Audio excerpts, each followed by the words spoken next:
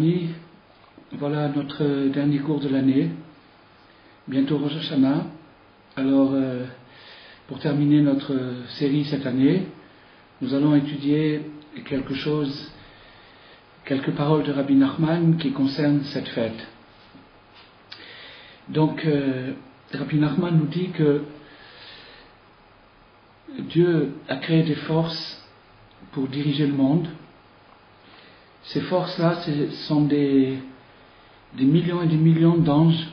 On les appelle des anges, des malachim, qui veut dire en hébreu en vérité des envoyés, des délégués, qui ont une mission. Donc ces énergies, ces forces-là, sont faites pour diriger le monde et elles sont équipées d'une certaine conscience, suivant leur fonction, qui leur permet de faire ce qu'elles ont à faire dans ce monde. Mais voilà que les anges sont jaloux des hommes. Et pourquoi sont-ils jaloux? Parce que l'homme, bien qu'il soit dans sa situation, dans sa réalité plus bas que les anges, du fait qu'il se trouve dans ce monde, incarné dans un corps physique, avec des attirances, des faiblesses, mais d'un autre côté, dans sa racine, il est beaucoup plus haut. Alors, quand l'homme s'efforce de rejoindre sa racine, c'est-à-dire de s'identifier à son origine, de revenir à ce qu'il était en puissance avant d'être créé, ce qui est en vérité le vrai principe de la Teshuvah, le retour vers soi-même, vers son origine, alors à ce moment-là, les anges voient qu'ils sont doublés par ce personnage et ils n'apprécient pas du tout ce fait, et donc ils sont jaloux et ils essayent de le faire tomber. Il s'agit maintenant des anges qui se trouvent du côté gauche. Il y a devant le trône divin la droite et la gauche. Les anges qui se trouvent du côté gauche sont extrêmement jaloux de l'homme lorsque l'homme réussit à se parfaire, lorsqu'il arrive à surmonter le mal et à s'attacher à sa racine. Les anges essayent de le faire tomber. La seule sauvegarde, nous dit Rabbi Nachman, dans un cas pareil, c'est de s'accrocher au trône de la gloire, c'est-à-dire à la racine des âmes. Alors, s'accrocher au trône de la gloire, c'est ce que le conseil que Dieu a donné à Moshe, quand Moshe lui-même, lorsqu'il est monté au mont Sinaï, donc une élévation fabuleuse, pour recevoir la Torah, pour recevoir l'indication, la lumière pour le monde entier, quand Moshe est monté au ciel, les anges étaient furieux de jalousie, les anges de la gauche, parce qu'ils ont vu que l'homme allait réussir, et donc ils ont essayé de le faire tomber lui aussi. Dieu lui a donné le conseil, accroche-toi au trône de ma gloire. Alors, ce conseil, Rabbi Nachman nous le donne à chacun de nous, parce que chacun de nous, là où il est, il rencontre aussi la jalousie des anges. Et si vous voulez savoir où se trouve la jalousie des anges, ouvrez les yeux dans votre entourage le plus proche, et vous verrez que les gens autour de vous, qui expriment des réserves, des restrictions, des critiques, des objections sur votre idéal, ces gens-là incarnent à ce moment-là des puissances spirituelles qui sont les anges, qui viennent en eux leur conseiller de vous décourager, de vous démoraliser. Alors, ce que vous devez faire, c'est comme Moïse lui-même, c'est vous accrocher vite au trône de la gloire, c'est-à-dire à la racine des âmes, et à ce moment-là, vous serez sauvegardés, vous serez protégés contre les attaques qui viennent autour de vous et qui sont parfois très puissantes, parce que justement c'est des attaques des anges, c'est des puissances qui se cachent dans l'homme, qui s'incarnent dans l'homme et qui lui donnent l'idée de vous attaquer, de vous critiquer, ou de vous... Bon, donc le conseil, Rabbi Nachman nous l'a donné, s'accrocher au trône de la gloire. Maintenant, bien entendu, vous allez vous demander comment on fait pour s'accrocher au trône de la gloire. Où est-il? Que fait-il? Qui est-il? Qui suis-je? Où suis-je? C'est vraiment pas clair pour nous. Rabbi Abraham, un des Talmidim, un des élèves de Rabbi Nachman, nous donne le conseil, nous dit: ne dites jamais de mal sur personne. Voilà.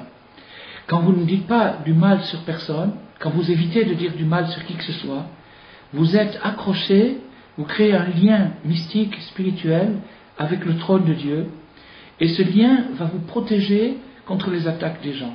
Donc la meilleure réplique, c'est le silence, et par ce silence, vous créez un lien profond et protecteur entre vous, entre votre âme et le trône de la gloire de Dieu. Et alors à ce moment-là, vous pouvez continuer et éventuellement atteindre votre idéal. Alors donc, avec cette introduction, on va comprendre les paroles de Rabbi Nachman qui concernent Rosh Hashanah. Rabbi Nachman nous dit, et à ce moment-là, on peut faire Rosh Hashanah, car lorsqu'un homme s'assoit pour parler sur son prochain, ça s'appelle Rosh Hashanah, dans la mesure où Rosh Hashanah est le jour du jugement. Donc quand je m'assois pour parler sur quelqu'un, ou au téléphone, ou directement, je commence à parler sur quelqu'un d'autre, je fais un jugement, je porte un jugement sur cette personne. Et Rabbi Nachman nous dit, il faut faire très attention à ça, et bien s'observer si on est apte à juger son prochain. Avant de parler, avant d'ouvrir la bouche pour porter un jugement, et en général, une remarque est déjà une sorte de jugement. Donc avant d'ouvrir la bouche pour parler de son prochain, il faut voir si on en est capable. Qu'est-ce que ça veut dire capable? Parce que le jugement appartient à Dieu. Car Dieu seul est capable de juger l'homme. Il le juge étant assis sur le trône de la gloire. Donc le trône du jugement, c'est le trône sur lequel Dieu nous juge, parce que lui, il est apte à nous juger. Pourquoi? Pourquoi Dieu est apte à nous juger et pourquoi nous sommes incapables de juger autrui? Pour la raison suivante, nous dit Rabbi Nachman. Il est écrit dans le traité des principes, ne juge pas ton prochain avant que tu n'aies atteint son endroit. Ça veut dire, ne le juge pas tant que tu n'as pas été dans sa situation, tu ne peux pas le juger, tu ne peux pas porter un jugement. Donc ça c'est une phrase connue, c'est une maxime connue, mais elle cache une profondeur. Elle cache la profondeur suivante. Qui peut prétendre connaître l'endroit de son prochain? Qui peut prétendre qu'il connaît la situation précise où se trouve la personne sur laquelle il veut parler? Donc cette personne se trouve dans une situation, cette situation détermine son comportement, et quand je veux juger le comportement, je dois comprendre d'abord ce qui le détermine. Mais comme je ne peux pas atteindre ce degré-là, je ne peux pas le connaître, alors c'est impossible de juger. Voilà, tout simplement c'est impossible de juger. Alors donc maintenant, pourquoi? Où se trouve l'endroit de la personne? Où se trouve la situation? Rabbi Nachman nous dit, chacun a une place auprès de Dieu. Chacun a une place auprès de Dieu. C'est-à-dire que nous sommes tous en Dieu. Il n'y a rien d'autre que lui. Nous sommes en lui et il est en nous. Maintenant, dans la mesure où nous sommes en lui, notre situation spirituelle, c'est notre place précise dans la divinité. Chacun a une place précise dans la divinité. Chacun a un but sur terre pour la réparation générale du monde. Et donc chaque chose, rien n'a été créé qui ne va pas aboutir finalement à réparer le monde. Donc chacun a une place dans la réparation du monde, chacun a une place dans la divinité. Cette place-là, c'est ça ce qui s'appelle son endroit. Tant que je ne sais pas quelle est la place de cette personne dans la divinité, dans le plan immense, le plan éternel, tant que je ne sais pas où cette personne se situe dans le plan éternel, il vaut mieux que je ne m'occupe pas de juger cette personne. Parce que Dieu, qui a la bonté, l'amour et la miséricorde, et qui ne juge une personne que du côté de la miséricorde, du côté de la clémence. Et nous voyons, où c'est que nous voyons le mieux dans toute l'année, quel est le moment où on peut attraper la bonté immense du Créateur? C'est justement le jour du jugement. Ça a l'air contradictoire, parce qu'un jugement c'est quelque chose de dur en général, et surtout si on s'est mal comporté pendant l'année. Mais un jugement qui va révéler la bonté, alors ça c'est un paradoxe, et ça c'est le comble. Alors le comble on l'atteint à Rosh Hashanah, pourquoi? Parce que Rosh Hashanah a été fixé dans l'année juive le nouvel an, est aussi le début du mois. Le début du mois de Tishri. Le mois de Tishri, le premier Tishri, c'est Rosh Hashanah. Donc c'est en même temps le nouvel an et le nouveau mois. Alors, par le fait que Dieu a fait que l'année commence par un début du mois, de ce fait-là, il nous a montré une très grande preuve d'amour, parce que si jamais Rosh Hashanah, le début de l'année, le jour du jugement, était à un autre moment, il nous manquerait quelque chose de très important pour notre préparation personnelle, pour comment aborder le jour du jugement, comment se présenter devant le juge, devant Dieu. Qu'est-ce qui nous manquerait? Il nous manquerait un élément de la participation de Dieu dans notre situation. Je vais m'expliquer. Ça veut dire que le jour de Rosh Chodesh, la Néoménie, le premier jour du mois de Tishri, qui est aussi le premier jour de l'année, le début du mois est un moment où Dieu se rappelle l'erreur qu'il a commise exprès. Dieu ne commet aucune erreur, il est parfait, il est infaillible, donc il n'a pas commis. Mais il a commis une erreur en diminuant la lune. La lune, qui est le cycle lunaire, c'est-à-dire le cycle mensuel, et l'année qui est une année solaire, c'est-à-dire le cycle annuel. Le jour de Rosh Hashanah, le cycle annuel et le cycle mensuel se retrouvent et ne font qu'un. La lune et le soleil se retrouvent. Mais quand la lune et le soleil se retrouvent, à ce moment-là, la Néoménie, le premier jour du mois lunaire, nous rappelle et rappelle à Dieu qu'il a diminué la lune. Ça veut dire quoi qu'il a diminué la lune? Ça veut dire qu'il a restreint la lumière dans une phase qui s'appelle la nuit. La nuit, c'est l'obscurité. L'obscurité, c'est la source de nos doutes, de nos difficultés, de nos erreurs et de nos bêtises. Quand on fait une bêtise, quand on fait une folie, c'est parce qu'il y a une certaine obscurité dans notre esprit. Quelle est la source de l'obscurité? Du fait que Dieu a diminué la lune. Si Dieu n'avait pas diminué la lune le 4e jour de la création, il n'y aurait pas d'obscurité sur terre, il y aurait deux sortes de lumière. La lumière du jour, la lumière nocturne si on veut, mais pas d'une nuit comme celle qu'on connaît, une nuit claire, une nuit qui ne soit pas angoissante. Alors que là, Dieu a diminué la lune, et du fait qu'il a diminué la lune, il a permis les ténèbres d'exister.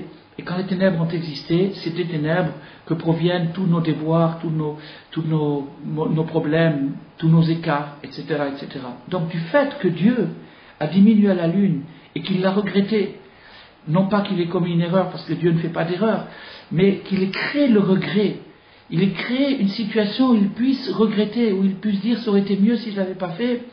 De cette façon, il a créé le regret lui-même. Il nous a permis, il nous a précédés, il nous a permis à nous aussi de pouvoir regretter, c'est-à-dire de pouvoir agir rétroactivement sur le passé et de le réparer par le pouvoir du remords. Donc maintenant, quand on va se présenter devant lui au jour de l'an, au jour du jugement, et qu'on va essayer de plaider notre cas, d'essayer de se défendre, notre meilleur avocat, c'est Dieu lui-même. Parce que lui-même va se rappeler, puisque c'est Rosh Chodesh, il va se rappeler, oh là là, j'ai diminué la lune. Et si j'avais pas diminué la lune, ce pauvre bonhomme qui a fait des bêtises cette année, il n'aurait pas fait ces bêtises-là. Il se serait mieux tenu, il n'aurait pas eu de doute, il n'aurait pas eu d'angoisse, il n'aurait pas cédé, il n'aurait pas craqué. Donc s'il a craqué, s'il a cédé, c'est parce que j'ai diminué la lune. Donc je vais prendre déjà ma part dans ses erreurs et je vais alléger son fardeau. Alors cet allègement, c'est ce que nous devons ressentir à Rosh Hashanah, c'est ce que Rabbi Nachman nous invite à faire, et il nous donne le secret de ne pas parler sur personne, de ne pas juger personne, comme ça on ne sera pas jugé durement nous-mêmes, de ne pas parler, de ne pas critiquer les gens, de créer autour de soi une lumière, la lumière du silence. C'est pour ça que Rabbi Nachman a conseillé, pendant les 2 jours de fête de Rosh Hashanah, surtout le premier jour, de limiter autant que possible la parole, de parler le moins possible, parce que, étant donné que Rosh Hashanah c'est la tête de l'année, c'est le début de l'année, dans la tête se trouve tout, tous les nerfs, tous les moteurs, tout se trouve dans la tête. Donc automatiquement toute l'année à venir se trouve déjà dans notre tête.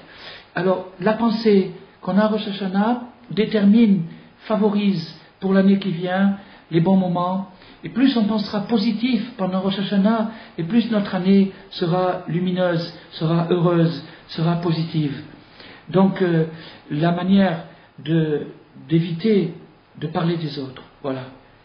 Il suffirait de prendre ça sur soi, d'éviter de ne pas parler des autres, pour se sentir allégé, pour s'attacher au trône de la gloire, pour être en intimité, en communion avec Dieu, et pour sentir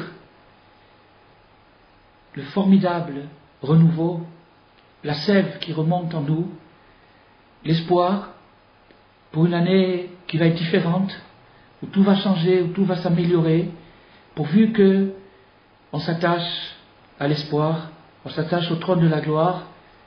Et voilà, donc je vous souhaite de tout cœur une année merveilleuse, une année de joie, une année d'espoir, une année d'optimisme, une année de réussite, une année de bonne santé, d'entente dans les ménages, d'entente entre les parents et les enfants, de guérison de tous nos plaies spirituelles, physiques, et de lumière dans le monde.